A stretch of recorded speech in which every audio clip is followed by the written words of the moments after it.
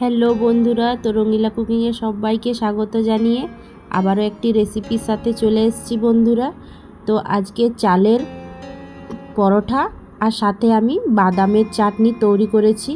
আর এই পরোটাগুলো আর চাটনিটা কিভাবে তৈরি করেছি আপনাদের সাথে অবশ্যই শেয়ার করব বন্ধুরা। তো পুরো ভিডিওটি অবশ্যই দেখুন, স্কিপ করবেন না। তো এখানে আমি দেখুন এক বাটি নেপে নিয়ে নিচ্ছি চালের গুঁড়ো। আপনারা চাইলে বাইরের থেকে বাজার থেকে কিনে নিয়ে আসতে পারেন কিংবা ঘরে বাড়িতেও তৈরি করে নিতে পারেন। তো 1 চামচের মতো দিয়ে দিচ্ছি কালো জিরে, সাথে কাঁচা লঙ্কা কুচি দিয়ে দিলাম, দিয়ে দিচ্ছি বাঁধাকপি কুচি একটা মিডিয়াম সাইজের, দিয়ে দিচ্ছি আলু গ্রেট করে রাখা, এইভাবে করে গ্রেট করে নিয়েছি, একটা মিডিয়াম সাইজের টমেটো কুচি, সাথে দিয়ে দিচ্ছি কিছুগুলো ধনেপাতা কুচি, আর দিয়ে দিচ্ছি স্বাদ মতো লবণ। তো লবণটা দিয়ে নিয়ে এখন খুব ভালোভাবে মিক্স করে নেব অল্প অল্প জল দিয়ে। এখন একটি ঘনত্বক ব্যাটার তৈরি করে নিচ্ছি। তো চালের গুঁড়ো দিয়ে নিয়ে এইভাবে করে নিয়ে পরোটাগুলো তৈরি করে নিয়ে দেখুন অনেকটা ভালো লাগবে, আর খেতে কিন্তু একদম হেলদি। এই রকম পরোটাগুলো বাড়িতে সহজেই তৈরি করে নিতে পারবেন। তো এখানে খুব ভালোভাবে ব্যাটারটা গুলা হয়ে গেছে। তো দেখুন, তো এখন একটা থালা ঢাকা দিয়ে নিয়ে 5 মিনিটের মতো রেস্টে রেখে দিচ্ছি। আর চলে যাচ্ছি গ্যাসের দিকে। তো গ্যাসের উপরে কড়াই গরম করে নিয়েছিলাম। তো এইখানে কিছুগুলো বাদাম আর দুটো দিয়ে দিলাম কাঁচা লঙ্কা দিয়ে নিয়ে এখন বাদামগুলোকে খুব ভালোভাবে ভেজে নিচ্ছি 2 মিনিটের মতো। তো দেখুন বন্ধুরা, 2 মিনিট কিন্তু খুব ভালোভাবে ভাজা হয়ে গেছে। এখানে একটা প্লেটের মধ্যে তুলে নিয়ে ঠান্ডা করে নিয়েছি, আর চোকাগুলো খুব ভালোভাবে ছাড়িয়ে নিচ্ছি দেখুন। তো এখানে খুব ভালোভাবে ছাড়ানো হয়ে গেছে। একটা মিক্সির জারের মধ্যে এখন বাদামগুলো দিয়ে দিচ্ছি, আরও দুটো কাঁচা লঙ্কা দিয়ে দিচ্ছি, সাথে দিয়ে নিয়ে অল্প একটু জল দিয়ে দিচ্ছি। এখন ঢাকনটা লাগিয়ে একটা ব্যাটার তৈরি করে নিচ্ছি দেখুন। তো খুব সুন্দরভাবে এখন পিষে নিয়েছি আমি। আপনারা চাইলে শিলেও পিষে নিতে পারেন কিংবা মিক্সির মধ্যে দিয়ে নিয়েও পিষে নিতে পারেন। তো একটা বাটির মধ্যে এখন ঢেলে নিয়েছি দেখুন, দিয়ে দিচ্ছি স্বাদ মতো লবণ আর কিছুগুলো ধনেপাতা কুচি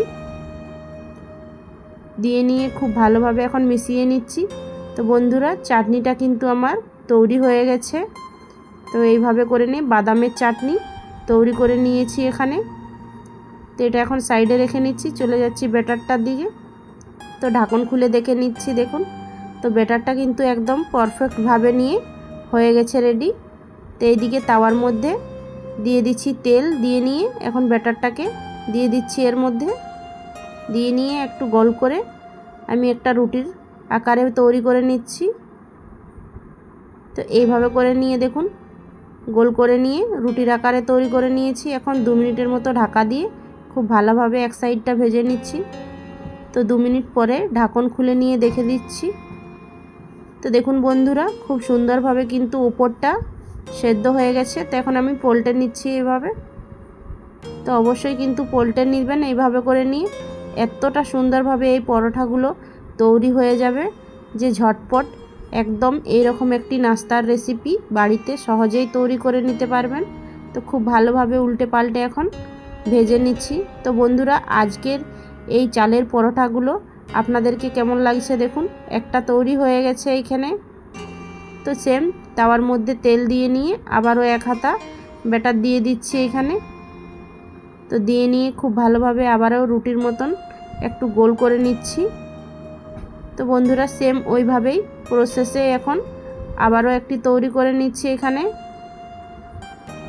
তো দেখুন খুব ভালোভাবে ফেলিয়ে নিয়েছি এখানে।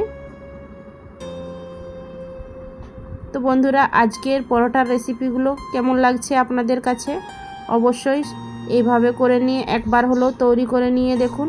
তো আবারও ঢাকন ঢাকিয়ে আমি 2 মিনিট পরে ঢাকনটা খুলে নিচ্ছি দেখুন। তো উপরটা দেখতে কতটা সুন্দর হয়েছে, খেতেও কিন্তু এর থেকেও সুন্দর লাগবে। যতটা দেখতে সুন্দর দেখাচ্ছে, খেতে কিন্তু তার থেকেও অনেকটাই ভালো লাগবে। তো এইরকমভাবে ঘুরিয়ে ফিরিয়ে এখন আমি সেঁকে নিচ্ছি পরোটাগুলো। আর সবগুলোকেই কিন্তু বন্ধুরা এইভাবে করে নিয়েই তৈরি করে নেব এখন। তো এখন হয়ে গেছে, তো সব কটাকেই তৈরি করে নিয়েছি। এখানে দেখুন একটা প্লেটের মধ্যে সার্ভ করে নিয়েছি, সাথে নিয়ে নিয়েছি পরোটা আর চাটনি। তো আপনারা যে কোনো চাটনির সাথে বাদামের চাটনি দিয়ে নিয়ে আমি সার্ভ করে নিয়েছি। তো এই পরোটার রেসিপিগুলো আপনাদের কাছে কতটা ভালো লেগেছে বন্ধুরা, তো এইভাবে করে অবশ্যই বাড়িতে একবার হলেও তৈরি করে নিয়ে দেখুন। পরবর্তীকালে আবার একটি রেসিপির সাথে দেখা হবে। ভালো থাকুন, সুস্থ থাকুন আর সবাইকে সুস্থ রাখুন। টাটা।